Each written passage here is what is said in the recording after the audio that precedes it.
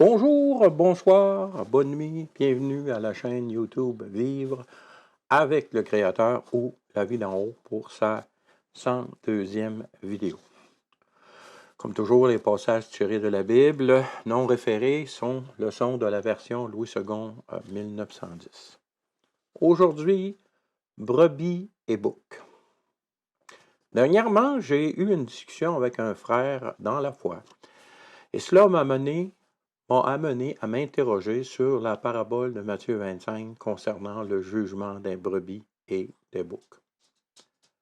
Commençons par lire cette parabole. Matthieu 25, verset 31, « Lorsque le Fils de l'homme viendra dans sa gloire, avec tous les anges, il s'assiera sur le trône de sa gloire.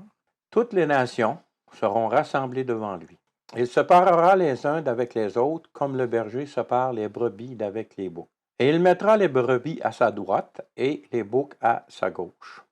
Alors le roi dira à ceux qui seront à sa droite, « Venez, vous qui êtes bénis de mon Père, prenez possession du royaume qui vous a été préparé dès la fondation du monde. Car j'ai eu faim et vous m'avez donné à manger, j'ai eu soif et vous m'avez donné à boire, j'étais étranger et vous m'avez recueilli, j'étais nu et vous m'avez revêtu, j'étais malade et vous m'avez visité, j'étais en prison et vous êtes venus vers moi. » Les justes lui répondirent, « Seigneur, quand avons-nous vu avoir faim? Quand avons-nous donné à manger ou avoir soif et t'avons-nous donné à boire?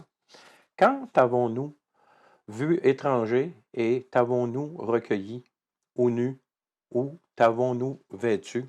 Quand t'avons-nous vu malade ou en prison et sommes-nous allés vers toi? » Et le roi leur répondra, « Je vous le dis en vérité, toutes les fois que vous avez fait ces choses à l'un de ces plus petits de mes frères, c'est à moi que vous les avez faites. » Ensuite, il dira à ceux qui seront à gauche, « Retirez-vous de moi, maudits, allez dans le feu éternel qui a été préparé pour le diable et pour ses anges. Car j'ai eu faim et vous ne m'avez pas donné à manger, j'ai eu soif et vous ne m'avez pas donné à boire, j'étais étranger et vous ne m'avez pas recueilli. J'étais nu et vous ne m'avez pas vêtu. J'étais malade et en prison et vous ne m'avez pas visité. » Ils répondirent aussi, « Seigneur, quand t'avons-nous vu ayant faim ou ayant soif ou étranger ou nu ou malade ou en prison et ne t'avons-nous pas assisté? » Il leur répondra, « Je vous le dis en vérité, toutes les fois que vous n'avez pas fait ces choses à l'un de ces plus petits, c'est à moi que vous ne les avez pas faites. Et ceux-ci iront au châtiment éternel, mais les justes à la vie éternelle. » Il y a plusieurs choses intéressantes ici dans cette parabole. Premièrement, c'est toutes les nations de la terre. Donc, c'est des nations qui sont sur la terre. Donc, on peut en déduire que c'est lorsque le Seigneur reviendra dans sa gloire, il y aura encore des nations sur la terre. Et notez ici que le jugement est basé sur les œuvres, pas nécessairement sur la foi. La discussion que j'ai eue avec mon frère dans la foi, c'est la parole de Jésus qui dit « Lorsque je reviendrai sur cette terre, est-ce que je vais trouver la foi? » Alors, on se posait cette question-là. Pour éclaircir le contexte de ces événements, donc de la parabole des boucs et des brebis dans Matthieu 25, il faut premièrement identifier quand le Fils de l'homme viendra dans sa gloire. Heureusement pour nous, la Bible est claire à ce sujet. Voyons le passage.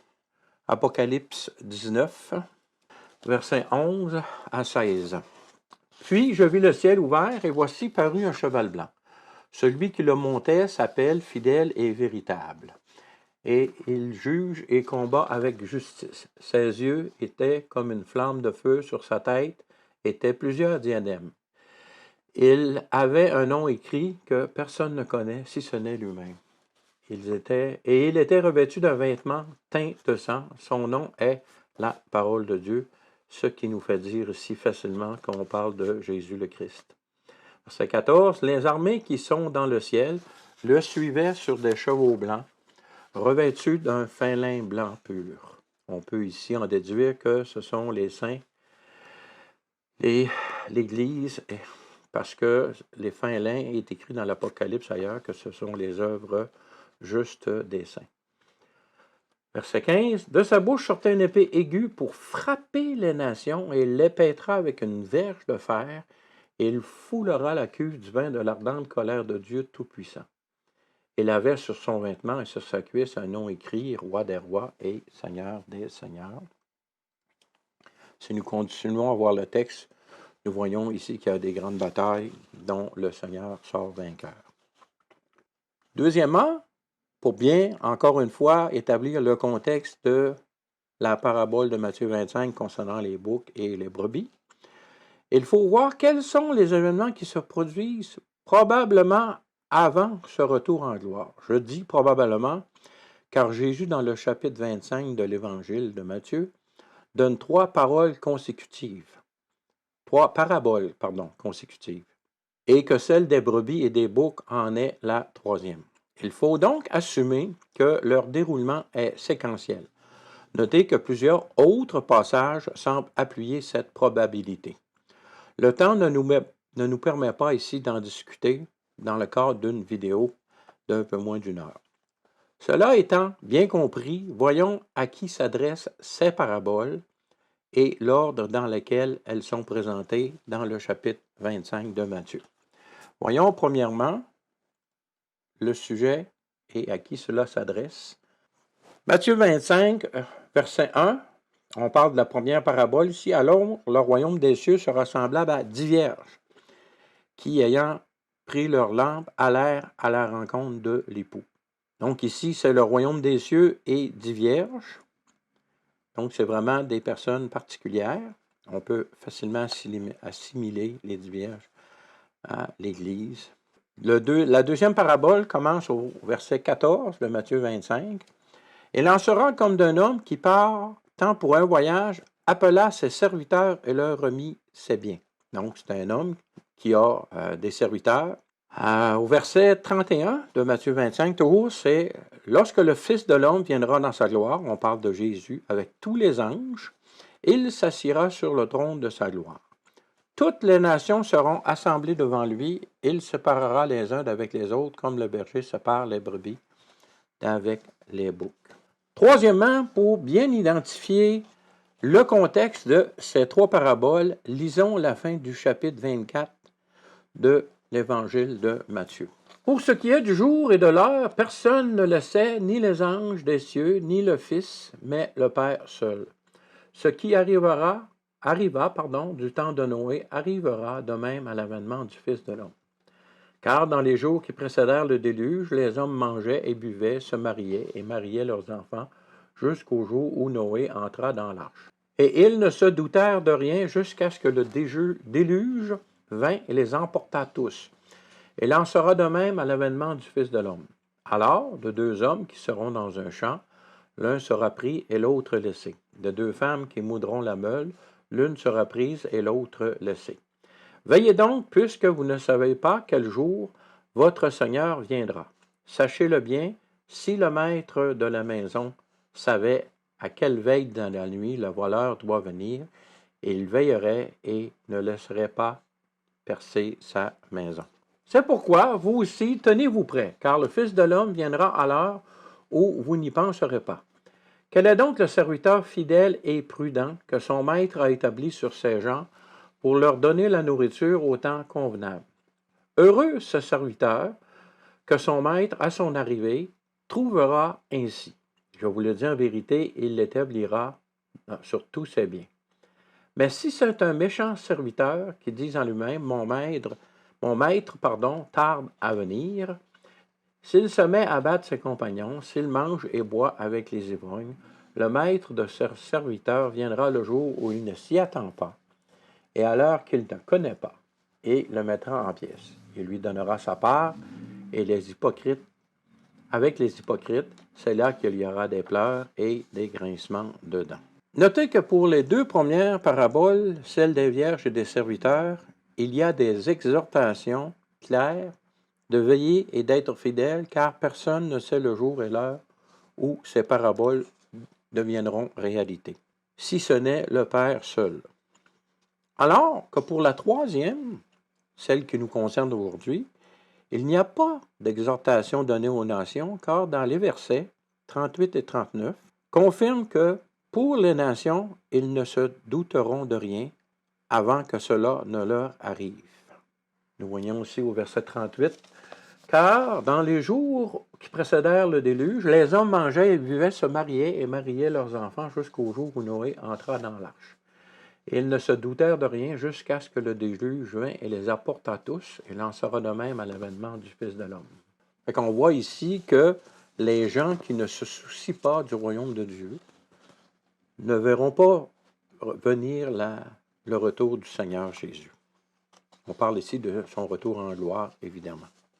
Les passages suivants nous montrent que même si le jour et l'heure n'est pas connu par les frères, le fait de veiller et prier nous révélera la proximité de ce moment et que cela ne nous surprendra pas, car nous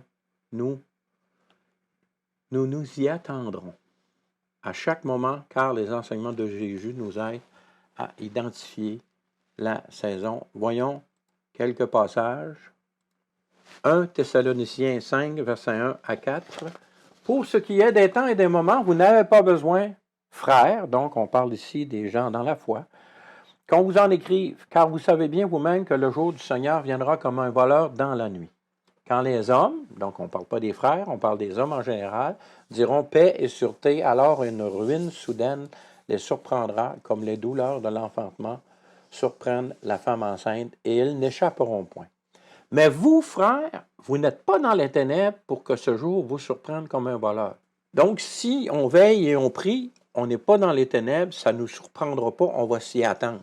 Même si on ne sait pas le jour, l'heure exacte, on sait que ça s'en vient. Donc, on est dans l'attente de l'accomplissement de la parole du Seigneur Jésus. Donc, on ne sera pas surpris. Au contraire, on est dans l'impatience de ce que cela arrive. Comprenez-vous la différence entre une personne qui vit, les personnes de la terre qui vivent pour le royaume de cette terre, sans penser à la vie d'en haut, sans penser à leur Créateur, parce que la vie avec leur Créateur, la vie d'en haut ne les intéresse pas plus que ça, et ils sont concentrés sur la vie sur cette terre. Alors, ces gens-là vont être pris au dépourvu, vont être surpris. Mais ceux qui ont une relation intime avec leur Créateur, leur Seigneur, par l'œuvre de Jésus-Christ sur la croix, sa résurrection, et la nouvelle naissance créée par l'Esprit Saint qui vient habiter par celui qui se repent de ses péchés, alors ceux-là savent et sont dans l'attente. Non seulement ils vont être surpris, mais ils ne seront pas surpris, je veux dire, mais ils vont être heureux de l'événement du Seigneur Jésus-Christ. Continuons, lisons l'autre passage. Matthieu 25. « Comme l'époux tardait, tous s'assoupirent. » Ici, c'est dans le contexte de la parabole des 10 vierges. « Et s'endormirent. Au milieu de la nuit, on cria, « Voici l'époux, allez à sa rencontre. » Alors toutes ces vierges se réveillèrent et préparèrent leur lampe. Dans ce texte ici, on voit qu'il va y avoir une certaine forme d'avertissement, car les 10 vierges se sont assoupies, mais lorsque minuit arrive, il y a un cri qui dit « L'époux arrive ». Donc c'est signe que ceux qui sont dans la foi, il va y avoir une certaine forme d'avertissement. Je crois qu'en ce moment, dans l'Église de Jésus-Christ sur terre, c'est cette voix, ce cri de minuit qui crie partout, le Seigneur revient, le Seigneur revient.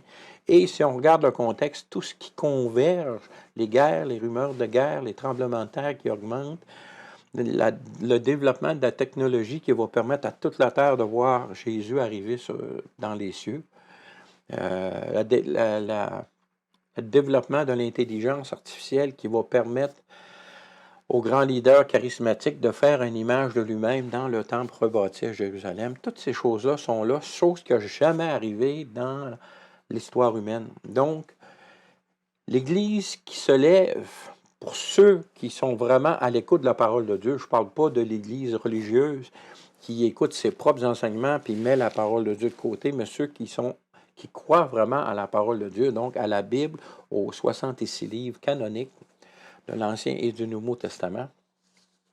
Alors pour ceux-là, il y a un cri de minuit qui se fait en ce moment sur toute la terre. Tous ceux-là qui sont à l'affût des prophéties bibliques savent que le moment est là. Quand? On ne le sait pas. Ça va être aujourd'hui, demain, l'année prochaine, dans 2 ans, dans 3 ans. On ne le sait pas, mais on le sait que c'est de plus en plus proche et c'est vraiment concret maintenant. On est la seule génération qui vit avec tous ces signes en même temps en ce moment, puis qu'ils s'en vont en s'intensifiant exactement comme les douleurs de l'accouchement dont Jésus parle. Le dernier passage qu'on veut lire, c'est Matthieu 24. De même, quand vous verrez toutes ces choses, sachez que le Fils de l'homme est proche à la porte. Fait que Jésus lui-même avertit que lorsqu'on verra toutes ces choses dont il parle dans Matthieu 24, on est averti. Quand tu as la foi, tu es en communion avec ton Seigneur, tu sais que ces choses-là arrivent. Voyons maintenant quels sont les événements qui se produiront immédiatement après le retour en gloire que nous avons vu dans le passage d'Apocalypse avant, après le retour en gloire de Jésus sur cette terre. Voyons Apocalypse 19, versets 17 à 21. Et je vis un ange qui se tenait dans le soleil, et il cria d'une voix forte, disant à tous les oiseaux qui volaient par le milieu du ciel, « Venez, rassemblez-vous pour le grand festin de Dieu, afin de manger la chair des rois, la chair des chefs militaires, la chair des puissants, la chair des chevaux, et de ceux qui les montent, la chair de tous, libres et esclaves, petits et grands. Et je vis la bête et les rois de la terre et leur armée rassemblés pour faire la guerre à celui qui était assis sur le cheval et à son armée. Et la bête fut prise, et avec elle le faux prophète qui avait fait devant elle les prodiges par lesquels il avait séduit ceux qui avaient pris la marque de la bête et adoré son image. Ils furent tous les deux jetés vivants dans l'étang ardent de feu et de soufre, que nous savons être la seconde mort. Et les autres furent tués par l'épée qui sortait de la bouche de celui qui était assis sur le cheval, dans le passage précédent que nous avons vu. Et tous les oiseaux se rassasièrent de leur chair. Continuons avec Apocalypse 20, verset 1. Puis je vis descendre du ciel un ange qui avait la clé de l'abîme et d'une grande chaîne dans sa main. Il saisit le dragon et le serpent ancien, qui est le diable et Satan, et il le lia pour 1000 ans. Il le jeta dans l'abîme, ferma et scella l'entrée au-dessus de lui, afin qu'il ne s'y divisît plus des nations jusqu'à ce que les 1000 ans fussent accomplis. Après cela, il faut qu'il soit délié pour un peu de temps. Et je vis des trônes, et ceux qui s'y assirent furent donnés le pouvoir de juger. Notez ici qu'il va avoir un jugement immédiatement après le retour de Jésus-Christ en gloire et sa victoire sur les forces du mal. Et je vis les âmes de ceux qui avaient été décapités à cause du témoignage de Jésus et à cause de la parole de Dieu, et à ceux qui n'avaient pas adoré la bête, ni son image, et qui n'avaient pas reçu la marque sur leur front et sur leurs mains. Et ils revinrent à la vie, et ils régnèrent avec Christ pendant 1000 ans. Ici, on parle des martyrs de la grande période de détresse et de la grande tribulation qui se sont attachés au nom du Seigneur Jésus pendant ces temps-là. Les autres morts ne revinrent point à la vie jusqu'à ce que les 1000 ans fussent accomplis. C'est la première résurrection. Heureux et saints ceux qui ont part à la première résurrection. La seconde mort, qu'on nous avons vu dans le passage précédent de de Apocalypse 19, la seconde mort, le grand lac de feu, l'étang de feu. La seconde mort n'a point de pouvoir sur eux, mais ils seront sacrificateurs de Dieu et de Christ, et ils régneront avec lui pendant 1000 ans. Ce passage au verset 4 du chapitre 20 nous parle clairement d'un jugement. Le problème pour notre étude aujourd'hui, c'est qu'il n'y a aucune question de brebis ou de bouc dans ce passage. Voyons les informations qui relient ce jugement aussi à celui des brebis et des boucs, en addition aux martyrs et à ceux qui ont reçu la marque de la bête. On a vu que dans ce jugement, il y a séparation de ceux qui ont eu la marque de la bête et ceux qui ont été martyrisés et qui sont morts pour avoir confessé le nom de Jésus. Voyons maintenant ces trois affirmations. Première affirmation. C'est le premier jugement mentionné après le retour en gloire de Jésus sur terre. Donc, souvenons-nous que pour les boucs et les brebis, c'est un jugement parce que le Fils de l'homme s'assied sur le trône et juge les nations de la terre, donc ceux qui seront encore vivants après la grande période de détresse. Donc, comme c'est le premier jugement après le retour en gloire de Jésus sur terre, on peut lier la parabole des boucs et des brebis à ce jugement. La parabole nous dit que les jugements des brebis et des boucs se produisent à ce retour en gloire et que ce sera pour toutes les nations de la terre. Donc, il y aura encore des nations vivantes sur terre à ce moment-là, avec leur corps mortel, tel que nous en avons aujourd'hui, comme le dit la parabole. Le verset 4 mentionne que ce jugement sera aussi l'occasion de la résurrection de ceux qui n'auront pas adoré la bête. Cette résurrection est identifiée comme la première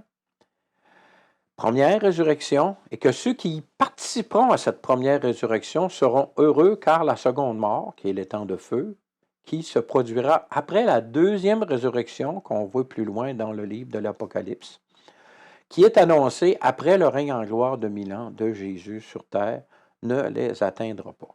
Troisième argument, après ce jugement, nous voyons au verset 5 et 6 qu'il n'y aura pas d'autre jugement pendant le règne de 1000 ans, qui est aussi la fin de l'histoire temporelle de l'humanité pécheresse. La fin de l'histoire sera le sujet de la prochaine vidéo de cette chaîne. Alors, si ce sujet vous intéresse, je vous invite à revenir la semaine prochaine. Car après la fin de ce règne, ce sera la deuxième résurrection et le jugement final.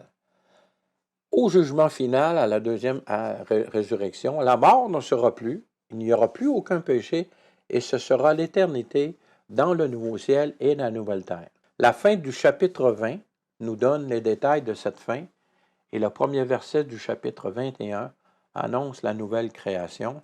Voyons ces passages. Apocalypse 20, versets 7 à 15 jusqu'à la fin du chapitre. Quand les 1000 ans seront accomplis, Satan sera relâché de sa prison. Il sortira pour séduire les nations. Notez qu'on parle encore ici de nations qui sont aux quatre coins de la terre. Donc, on ne parle pas de personnes ressuscitées, mais de personnes qui vivent dans leur corps de chair tel que nous en avons aujourd'hui. Donc, il sortira pour séduire les nations qui sont aux quatre coins de la terre, Gog et Magog, afin de les rassembler pour la guerre. Leur nombre est comme le sable de la mer. Beaucoup, beaucoup, beaucoup de monde. Verset 9. Ils montèrent sur la surface de la terre, ils investirent le camp des saints de la ville bien-aimée, mais un feu descendit du ciel et les dévora. Donc, le camp des saints, si vous voulez avoir une idée de quoi aura l'air le camp des saints sur cette terre pendant le règne de 1000 ans, allez lire les derniers chapitres du livre du prophète Ézéchiel, donc à partir de 40 jusqu'à la fin du livre d'Ézéchiel. On décrit le temple qu'il y aura sur terre à ce moment-là. Notez aussi, mais un feu descendu du ciel et les dévorera, ça sera l'action directe du Père qui détruiront les attaquants de ce camp des saints.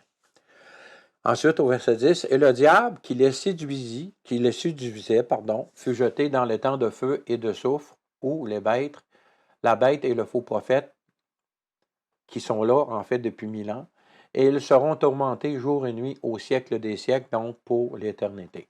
Puis, je vis un grand trône blanc, et celui qui était assis dessus, la terre et le ciel s'enfuirent devant sa face, et il ne fut plus trouvé de place pour eux. » C'est clair ici que l'ancienne terre, la terre et le ciel disparaissent. Et je vis les morts, les grands et les petits, qui se tenaient devant le trône. Des livres furent ouverts, et un autre livre fut ouvert. Celui qui est le livre de vie, et les morts furent jugés selon leurs œuvres, d'après ce qui était écrit dans ces livres. La mer rendit les morts qui étaient en elle, et la mort et le séjour des morts rendirent les morts qui étaient en eux. Et chacun fut jugé selon ses œuvres. Et la mort et le séjour des morts furent jetés dans les temps de feu. C'est la seconde mort. Les temps de feu, c'est la seconde mort. Quiconque ne fut pas trouvé écrit dans le livre de vie fut jeté dans les temps de feu. Ici, il y a sujet de réflexion. Il y a des livres qui sont ouverts et c'est écrit que tous ceux qui ne seront pas écrits dans le livre de vie seront jetés dans les temps de feu. On sait que ceux qui sont morts et qui seront ressuscités, tous ceux-là seront jetés dans les temps de feu.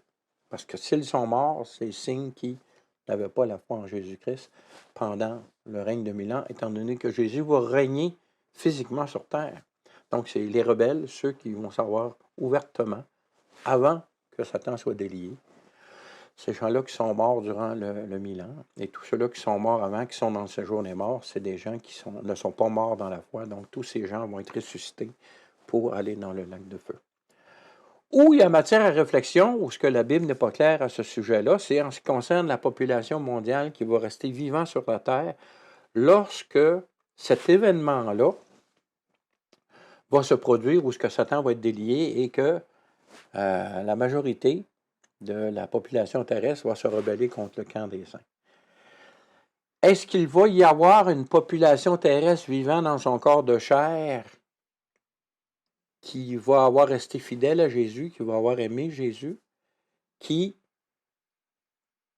n'auront pas à être ressuscités parce qu'ils vont être dans leur corps de chair et que ces gens-là peuvent avoir leur nom écrit dans le livre de vie? La Bible n'est pas claire à ce sujet-là, mais comme on sait que le plan de Dieu s'est retourné à son plan initial d'Adam et Ève lorsqu'il les a créés sans péché et qu'il leur a dit « Allez et multipliez-vous », on peut en déduire, raisonnablement en déduire, qu'il y aura une certaine population qui aura aimé et resté fidèle à Jésus pendant le règne de 1000 ans, qui seront dans leur corps de chair, et que leur nom sera écrit dans le livre de vie, et qu'ils continueront à vivre par la suite dans la nouvelle création qui apparaîtra suite à ce grand jugement. On est dans le domaine de la spéculation ici, mais il reste que si on prend l'enseignement complet de la parole de Dieu, on peut raisonnablement penser que ce sera le cas, puisque ceux qui auront leur corps glorifié, comme Jésus-Christ a un corps glorifié, seront éternels. Les anges qui auront resté fidèles sont déjà éternels. Ils vont pouvoir continuer. Tous ceux-là qui vont avoir participé à la première résurrection, qu'on étudiera plus en détail la semaine prochaine, tous ceux-là auront des corps glorifiés. Mais cette population terrestre qui aura aimé et resté fidèle à Jésus pendant le règne de 1000 ans, c'est raisonnable de penser que cette population-là continuera dans la nouvelle création à se procréer et à multiplier, mais la tentation ne sera plus là, le péché ne sera plus... Comprenez-vous ce que je veux dire? Initialement, Adam et Ève ont été créés dans un monde parfait pour vivre éternellement et se multiplier à l'infini. Alors, ce plan de Dieu, je crois personnellement que l'enseignement de la Bible nous permet de penser que ce plan de Dieu continuera pour l'éternité. Donc, il y aura une certaine partie de la population qui sera au jugement du grand trône blanc dans leur corps de chair et qui, eux, auront leur nom écrit dans le livre de vie. Mais tous ceux-là qui seront ressuscités pour le deuxième jugement, celui du grand trône blanc, ces gens-là iront dans le lac de feu étant donné qu'ils sont morts. Voyez-vous le raisonnement ici? Sans partir de discussions avec des personnes qui ne sont pas d'accord avec cette façon de voir-là, bien, regarde, chacun son opinion, mais je crois que c'est vraiment une façon de penser éclairée par tout l'enseignement de la parole de Dieu, étant donné que le plan de Dieu, le péché n'est qu'un temps dans la création de Dieu, et que Dieu l'a créé, sachant que ce temps allait exister, mais que son plan initial va continuer pour l'éternité, parce qu'il est tout-puissant et il a tout prévu. Et c'est un privilège tellement merveilleux d'avoir la vie éternelle en Jésus-Christ. Il ne faut pas croire à la parole de Dieu pour ne pas vouloir profiter de cette bénédiction extraordinaire en 2024, aujourd'hui, et ne pas se repentir de ses péchés, ne pas accepter faire l'échange de ta vie pécheresse avec la sainteté de Jésus-Christ. Parce qu'il a payé pour les péchés de ta vie pécheresse en mourant sur la croix et en ressuscitant le troisième jour, qui t'amène à la nouvelle naissance par l'action de l'Esprit Saint lorsque tu le reçois après avoir demandé à Dieu de le faire dans ta vie. Dans le nom de Jésus, je vous invite à faire cette décision. Donc, on peut reprendre au verset 13. Bon, on peut reprendre au verset 12. « Et je vis les morts, les grands, les petits, qui se tenaient devant le trône. Des livres furent ouverts. » On voit ici les livres dont je parlais. Et un autre livre fut ouvert, celui qui est le livre de vie. Pourquoi ce livre de vie est là s'il n'y aura pas de nom de vie, de personnes qui ont la vie écrite dedans? Voyez-vous, ça fait un lien, là. Mais comme ceux qui sont morts et qui sont ressuscités, eux, c'est sûr qu'ils vont aller dans le lac de feu. Donc, C'est logique de penser qu'il y a une population terrestre dans la chair qui va avoir son nom écrit dans le livre de vie, qui vont passer dans l'éternité. Et les morts furent jugés selon leurs œuvres, d'après ce qui est écrit dans ces livres. La mer rendit les morts qui étaient en elle, la mort et le séjour des morts rendirent les morts qui étaient en eux, et chacun fut jugé selon ses œuvres. Et la mort et le séjour des morts furent jetés dans l'étang de feu. C'est la seconde mort, l'étang de feu. Quiconque ne fut pas trouvé écrit dans ce livre de vie fut jeté dans l'étang de feu. Apocalypse 21, verset 1. Puis je vis un nouveau ciel, une nouvelle terre, car le premier ciel et la première terre avaient disparu, et la mer n'était plus. Qui es-tu? Es-tu une personne qui a la foi en la parole de Dieu et qui fait le bon choix ou pas? C'est encore le temps. Quiconque invoquera le nom du Seigneur Jésus sera sauvé. Invoquez-le. Pour terminer, je veux mentionner un autre passage qui parle de jugement et de bouc et de brebis dans la parole de Dieu. Voyons Ézéchiel 34, versets 11 à 17. Car ainsi parle le Seigneur l'Éternel, voici j'aurai soin moi-même de mes brebis, et j'en ferai la revue. Comme un pasteur inspecte son troupeau quand il est au milieu de ses brebis éparses, ainsi je ferai la revue de mes brebis, et je les recueillerai de tous les lieux où ils ont été dispersés au jour des nuages et de l'obscurité. Je les retirerai d'entre les peuples, et je les rassemblerai des diverses contrées, et je les ramènerai dans leur pays. Je les ferai paître sur les montagnes d'Israël, le long des ruisseaux, et dans tous les lieux habités du pays. On voit ici que cette parole est prononcée pour le peuple d'Israël. Verset 14, je les ferai paître dans un bon pâturage, et leur demeure sera sur les montagnes élevées d'Israël. Là, elles reposeront dans un agréable asile. Elles auront de grands pâturages sur les montagnes d'Israël. C'est moi qui ferai paître mes brebis, c'est moi qui les ferai reposer, dit le Seigneur l'Éternel.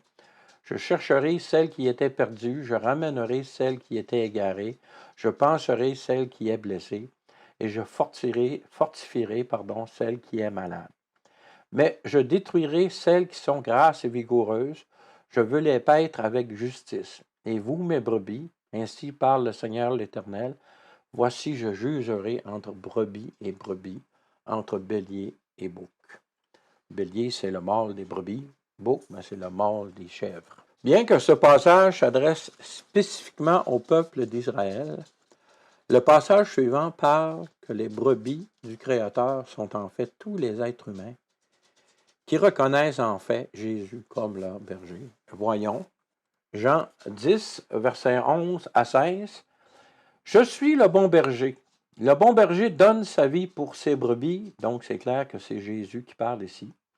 Mais le mercenaire qui n'est pas le berger et à qui n'appartiennent pas les brebis, voit venir le loup, abandonne les brebis et prend la fuite, et le loup les ravit et les disperse.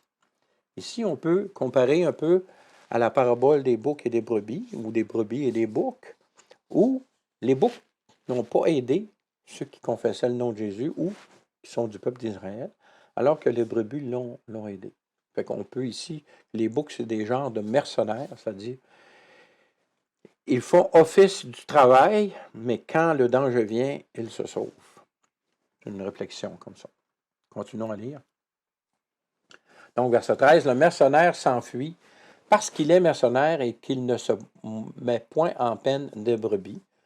Je suis le bon berger, dit Jésus. Je connais mes brebis et elles me connaissent. Encore là, si on se réfère à la parabole des 10 vierges, les 5 vierges qui viennent par la suite cogner à la porte, Jésus leur répond, « Je ne vous ai pas connu, je ne vous connais pas. » Donc, les brebis connaissent Jésus et Jésus connaît ses brebis. Verset 15, « Comme le Père me connaît et comme je connais le Père, je donne ma vie pour mes brebis. J'ai encore d'autres brebis qui ne sont pas dans cette bergerie.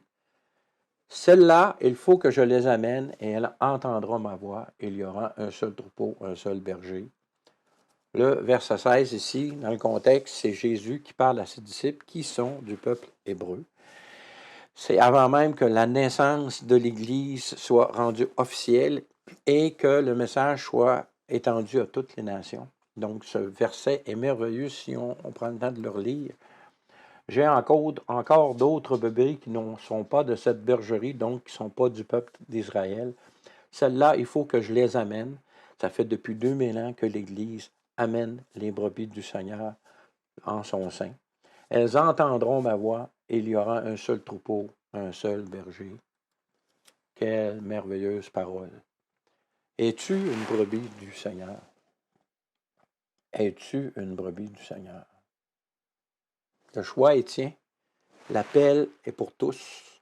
Jésus t'a dit, viens, entends ma voix, et je te donnerai la vie éternelle. Sur ce, je vous dis, soyez bénis.